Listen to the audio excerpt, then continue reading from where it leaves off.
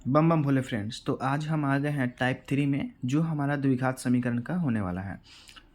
एक number question है, पहला देख सकते हैं। 3x का स्क्वायर माइनस 5x प्लस 2 बराबर 0, इसका मूल गुणनखंड विधि द्वारा ज्ञात करें। हमने सारे बेसिक टर्म्स पहले ही कंप्लीट करवा दिए हैं और वो पिछली वीडियो में आप देख सकते हैं। देखिए उत्तर हम कैसे निकालेंगे, हम गुणनखंड विधि का उपयोग करेंगे। गुणनखंड विधि का उपयोग हम पहले भी कर चुके हैं बहुपद को निकालने में, यानी जब बहुपद पढ़े थे तो उसमें भी हम गुणनखंड विधि का उपयोग किए थे। चलिए उसका हम उपयोग करते हैं, देखते हैं क्या है। 3x का स्क्वायर माइनस 5x प्लस 2 है। हम क्या करते थे, सिंपली फर्स्ट वाला और लास्ट वाला इन दोनों को गुना करते हैं। तो 3 दूना हो गया 6।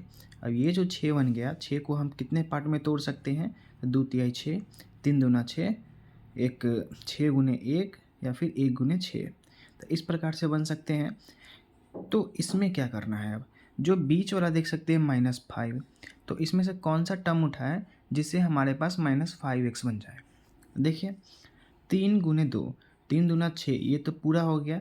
यहाँ पे जो आएगा वो 6, वो 6 तो पूरा हो गया। दूसरा -5 पूरा करना है, कैसे होगा, तो -3 और -2 इन दोनों को टर्म्स को इस प्रकार से लेंगे तो -5 मेरे पास आ जाएगा। तो वही करेंगे बस। 3x का स्क्वायर माइनस 5x प्लस 2 है। अब 3x का स्क्वायर को रहने देंगे, अब -5x को तोड़ेंगे -3x माइनस 2x प्लस 2 में। चलिए 3x को हम बाहर ले लेंगे, क्योंकि यहाँ भी 3x है, यहाँ भी 3x है, तो दोनों को बाहर लेंगे। यहाँ से x के पावर 2 है तो एक x अंदर रहेगा, एक बाहर जा चुका है, तो x माइनस 1 आ जाएगा। चलिए 2x प्लस 2 है, ये 2 यहाँ भी है, 2 यहाँ भी है, तो 2 बाहर करेंगे और x माइनस 1 आ जाएगा। जो चीज़ यहाँ आएगा ब्रैकेट के अंदर में, सेम चीज़ यहाँ भी आएगा, इसे आप हमेशा याद रखें। चलिए 3x माइनस 2 एक आ गया और x माइनस 1 एक दूसरा आ गया। अब दूसरा दोनों को आप क्या कीजिए, बराबर के बराबर 0 लिखिए। 3x माइनस 2 बराबर 0 आया, 3x बराबर 2 आया। अब x का मान 2/3 आ गया। उसी प्रकार से x माइनस 1 बराबर 0 है, तो x का मान 1 आ गया और मूल हमारे पास 2/3 और 1 आ गया। ये तो था हमारा सरल विधि जो गुणनखंड विधि द्वारा ज्ञात किए थे। आपके पास 3 विधि है जो हमने पिछली वीडियो में इसके बारे में चर्चा भी किया था। तो पहला हमारा गुणनखंड विधि हो चुका है। अब इसी क्वेश्चन को हम देखते हैं पूर्ण वर्ग विधि द्वारा कैसे ज्ञात करें। चलिए आसान शब्दों में हम कोशिश किए हैं आपको बताने का, पूरी निष्ठा के साथ इसे देखने की आप कोशिश करें। देखिए 3x का स्क्वायर माइनस 5x प्लस 2 बराबर 0 का हल पूर्ण वर्ग विधि द्वारा कीजिए। पूर्ण वर्ग विधि एग्जामिनेशन में, यानी कि BSAB के एग्जामिनेशन में पूछना 90% ना के बराबर है। पूछ दिया तभी जाकर आप समझिए, लेकिन इसके लिए आपको बताने की हमने पूरी चेष्टा की आपको आसान शब्दों में। देखिए सबसे पहला स्टेप क्या करना है, x के स्क्वायर के जो गुणांक है उससे सभी पद में दोनों तरफ भाग देना है। पहला काम ये रहेगा। दूसरा काम रहेगा कि x के गुणांक के आधे का वर्ग को जोड़ें तथा घटावें, 2 पद हुआ। तीसरा क्या रहेगा कि a प्लस बी के होल स्क्वायर या फिर a माइनस बी के होल स्क्वायर के रूप में लिखें, तब जाके आपको दोनों का दोनों जो मूल हमें ज्ञात करना है वो मिल जाएगा। चलिए अब क्या कौन सा होता है देखते हैं। जैसे कि 3x का स्क्वायर माइनस 5x प्लस 2 है, इसमें हम गुणांक कैसे जानें, तो x का स्क्वायर के साथ जो भी गुना है पहले उसे हम लोग गुणांक बोलते हैं। उसी प्रकार से यहाँ x के साथ कितना गुना है, 5 है, तो ये भी गुणांक हो गया। अब यहाँ पे 2 है, 2 तो अकेला है, इसके साथ कुछ भी गुना नहीं है। x के पावर 0 छिपा हुआ है जिसका मान 1 होता है, तो आप बोल सकते हैं कि x के पावर 0 के साथ 2 गुना है, तो ये भी गुणांक हो गया। तो इस प्रकार से आप गुणांक को बता सकते हैं। दूसरी चीज़ें ये है कि ये जो गुणांक आया है उससे कितना गुना है, x का स्क्वायर, फिर ये जो -5 है उसका कितना है, तो x के गुना है। तो इस प्रकार से ये चीज़ें चलती जा रही हैं। आगे जाइएगा तो x के पावर 0 से गुना है, कौन, 2, तो गुणांक आपको पता चलेगा कि कैसे हमें देखना है। अब जो स्टेप्स हमने लिखवाए हैं उसे अब फॉलो करें। देखिए कि x के स्क्वायर के गुणांक से दोनों तरफ भाग। अब 3x का स्क्वायर माइनस 5x प्लस 2, अब x का स्क्वायर गुना कितना है, 3 है, तो यही 3 को नीचे में भाग दीजिए, यहाँ भाग दीजिए, यहाँ भाग दीजिए और यहाँ भाग दीजिए। थोड़ा कन्फ्यूजन होगा कि बोल रहा है दोनों तरफ भाग देना है, आप सब में भाग दे रहे हैं, तो इस तरफ बराबर के इस तरफ जितने भी पद होंगे उस सारे में भाग होगा, तो इसीलिए हमने अलग अलग इसको लिखा है। वैसा ही बराबर के उस साइड जितने पद हैं उतने में सबसे 3 से भाग होगा। जैसा कि एक ही पद है 0, तो हमने 0 को 3 से भाग दिया। चलिए, तो फाइनली 3 से 3 कट जाएगा और बचेगा x का स्क्वायर। लेकिन यहाँ पे -5/3 है, यहाँ भी -5/3 इंटू एक्स होगा। यहाँ देखिए 2/3 है, यहाँ 2/3 ही रहने देंगे। आगे चलिए, दूसरा स्टेप बोलता है कि x के गुणांक आधे का वर्ग को जोड़े और घटावे। x के गुणांक जो भी हैं उसको आधा कर दीजिए और आधा करने के बाद उसको वर्ग कीजिए, यानी कि स्क्वायर कीजिए और उसको जोड़िए और घटाइए। देखिए क्या करते हैं, x का स्क्वायर है, इसके साथ साथ ये जो हमारे पास आ गया x का गुणांक 5/3, इसको हमको आधा करना है। तो 5/3 तो पूरा ये है, अब इसको आधा किए तो 2 से किए। अब 2 अकेला था तो इसको नीचे में रख दिए 1 माने, ताकि हमारा ये ब्रैकेट पूरा हो जाए। तो ये जो 1 है सबसे ऊपर चला गया, तो 5 × 1 / 3 × 2, तो 5/6 हो गया। अब थोड़ा सा कन्फ्यूजन यहाँ हो सकता है आपको, तो उसको क्लैरिटी के लिए बता दें। मान लेते हैं यहाँ 5/3 है, इसके जगह पर अगर 2 रहता तो 2 को अगर आधा करते, 2 नीचे लिखते, कट के क्या आता, 1 आ जाता। उसी प्रकार से अगर आपके पास 1/2 रहता और 1/2 को बोलता कि आधा करना है, तो इसको 2 से भाग देते। अब 2 तो अकेला है, तो इसलिए 1 हम नीचे मान लिए। तो ये जो 1 है आपको पता है कि सबसे ऊपर जाएगा सबसे नीचे वाला, और इसके साथ जो है ये इसके साथ आ जाएगा। तो 1 × 2/2 × 1 कट के यहाँ से 1 आया। तो यही सेम पैटर्न हमने यहाँ भी फॉलो किया है कि 5/3 है, 5/3 को हमने 2 से भाग दिया, 2 अकेले था तो इसको 1 दिए, तो 1 सबसे ऊपर, फिर 2 3 के साथ, तो इस प्रकार से 5/6 आ गया। अब 5/6 बोला है ना, गुणांक के आधे का वर्ग, वर्ग का मतलब होता है स्क्वायर, यही 5/6 का वर्ग आ गया, स्क्वायर आ गया। चलिए अब तीसरा पद देखेंगे आगे। जैसे ये स्क्वायर आया ये, तो तीसरा पद में बोला है ना a + b के स्क्वायर और a - b के स्क्वायर के रूप में लिखना है। तो वो सेम चीज़ हमने यहाँ लिखा है। कैसे, तो देखिए x का स्क्वायर -5/3 x प्लस ये 5/6 का स्क्वायर को एक बार हमने जोड़ दिया और एक बार हमने 5/6 के स्क्वायर को घटा दिया। देखिए एक बार जोड़ा है और एक बार घटाया है। अब प्लस में जो बाकी था ऊपर में देखिए 2/3 हमने जो का त्यों लिख दिया। तीसरा हमको a + b या फिर a - b जिसके भी रूप में ये बदल रहा है उसके रूप में हमें लिखना है। देखिए सर कैसे होता है। अब जो हमारे पास x का स्क्वायर था -5/3 हो गया x, 5/6 का स्क्वायर है, तो जो प्लस वाला साइन वाला है हम इसको इस साइड रहने देते हैं। क्यों रहने देते हैं थोड़ा देर में पता चल जाएगा आपको। स्क्वायर किए, बाकी के जो दोनों था ये -5/6 और ये 2/3, इसको हम उस तरफ ले गए। तो देखिए ये जो -5/6 का स्क्वायर है बराबर के इस तरफ है तो माइनस में है, अब इसके इस तरफ आ जाएगा बराबर के इस साइड तो प्लस में आ जाएगा 5/6 का स्क्वायर। अब 2/3 जो है प्लस में है बराबर के इस साइड, अब इसके इस तरफ आएगा बराबर के इस तरफ, तो ये -2/3 आ जाएगा।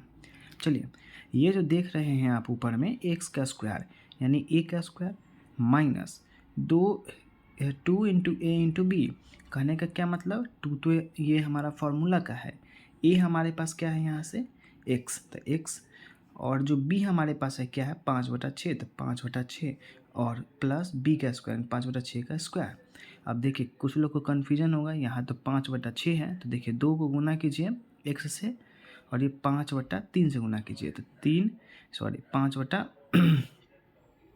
5/6 से, तो ये 2 से कट जाएगा 3, तो 5/3x बच जाएगा। तो इस प्रकार से ये चीज़ें सॉल्व हुई है। तो ये a² - 2ab + b² के फॉर्मूले पे बैठ गया है, और a² - 2ab + b² क्या होता है, तो a - b का होल स्क्वायर, ये a - b के होल स्क्वायर के ऊपर गया हुआ है। a की जगह पर x है, b की जगह पर 5/6 है, ठीक है। अब देखिए 5/6 का स्क्वायर कीजिएगा तो 25/36 हो जाएगा। उसी प्रकार से 2/3 है तो 2/3 रहने दीजिए। अब इसको इसको बना लीजिए वर्गमूल के छेद, इसको बनाने का कोशिश कीजिए बटा का जो घटाव होता है उसके फॉर्मेट में। कैसे कीजिएगा, तो 36 है और ये 3 है, 36 और 3 का एलसीएम लीजिएगा तो 36 आएगा। देखिए 36 और 3 का एलसीएम लिए हैं तो 3 से लगाएं 12 3 36, एक मरतब में अब कुछ नहीं लग सकता था। 12 को 3 से गुना कीजिए तो 12 3 36 आ गया। 36 से 36 में भाग दीजिए तो 1 आएगा, तब 25 को 1 से गुना कीजिएगा तब 25 ही रहेगा, माइनस 36 यहाँ 3 है, 3 से 36 में भाग देंगे तो कितना 12 आएगा। तो इसमें हम 12 से गुना करेंगे 2 में, तो 12 दूना 24, 24 में सब 25 गया तो 1/36 आ गया। अब ये तो a माइनस बी के होल स्क्वायर पे बैठ के चुका है तो इसको छोड़ देंगे, ठीक है। अब देखिएगा जो आपके पास यहाँ पे देख सकते हैं x माइनस 5/6 के होल स्क्वायर है, इस स्क्वायर को हटा के हम इसके ऊपर रूट लगाएंगे, यानी कि जो हमारे पास 1/36 है इसके ऊपर रूट लगाएंगे। जैसे ही हम 1/36 के ऊपर रूट लगा दिए हम, तो x माइनस 5 का जो भी स्क्वायर वाला था स्क्वायर हट के यहाँ पे रूट लग गया। अब जैसे 1/36 है, इसका जब हम रूट फाइंड आउट करेंगे तो प्लस माइनस 1/6 होगा। अब देखिए प्लस का एक बार और एक बार माइनस का लेके हम यहाँ पे सॉल्व करेंगे, माने x माइनस 5/6 है, इसके बराबर में एक बार प्लस 1/6 लेंगे, और x माइनस 5/6 है, इसके बराबर में एक बार माइनस 1/6 लेंगे। अब देखिए x बराबर 1/6 प्लस 5/6 आ जाएगा, इसको सॉल्व कीजिएगा तो आपके पास 6/6 यानी कि 1 आ जाएगा आंसर।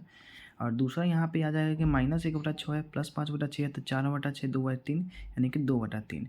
तो आप यहाँ से देख सकते हैं कि जब हमने पूर्ण वर्ग विधि का उपयोग किया तब भी मेरे पास जो मूल आ रहा है 2/3 और 1 आ रहा है, ठीक है। यहाँ से भी जो हम वो पूर्ण वर्ग विधि किए हैं इससे भी 2/3 और 1 आ रहा है, यहाँ पे देख सकते हैं, है ना, 1 और 2/3। और जब हमने किया यहाँ से गुणनखंड विधि, इससे भी हमारे पास ये 2/3 और 1 आ रहा है। तो सेम क्वेश्चन लेने का मेरा पर्पस यही था कि सेम आंसर आ जाए आपके साथ, तो आपको संतुष्टि मिले। अब इसी क्वेश्चन को हम लेते हैं विवेचक के नियम के द्वारा कि कैसे हम फाइंड आउट करते हैं वहाँ पे मूल को, जो सीधी धारा चार्ज का उपयोग किया जाता है। चलिए देखते हैं। क्वेश्चन सेम है कि 3x का स्क्वायर माइनस 5x जोड़ 2 बराबर 0 का मूल विवेचक सूत्र द्वारा मूलों की प्रकृति के आधार में ज्ञात करें। क्वेश्चन एक ये पूछ सकता है या फिर पूछेगा कि सीधी धारा चार्ज सूत्र द्वारा ज्ञात करें। क्या ज्ञात करें भाई? तो मूल ज्ञात करना है, ठीक है। चलिए आगे बढ़ते हैं। सबसे पहले जो सीधी धारा चार्ज सूत्र होता है वो minus b plus minus root under b का स्क्वायर माइनस 4ac/2a है। अगर आपने ध्यान से देखा होगा तो बी का स्क्वायर माइनस 4ac को हम क्या बोलते हैं? डी बोलते हैं। तो सीधी धारा चार्ज सूत्र में यही किया गया है कि डायरेक्ट जो हमारा डी है, ये डी ना निकाल के हम डायरेक्ट इसको अंदर पुट कर देंगे, बी का स्क्वायर माइनस 4ac, हमारा जो मूल है वो निकल के आ जाएगा। लेकिन इसका इस्तेमाल हम कब करेंगे? जब क्वेश्चन में सीधी धारा चार्ज सूत्र लिख दिया है तब हम डायरेक्टली इसका इस्तेमाल करके हम मूल ज्ञात करेंगे। अन्यथा अगर वहाँ पे लिखा नहीं है कि हमें सीधी धारा चार्ज सूत्र का उपयोग नहीं करना है तो हम इसका उपयोग नहीं करेंगे। सबसे पहले हम डी निकालेंगे और उसके बाद ही हम इसका उपयोग करके आगे हम मूल को ज्ञात करेंगे।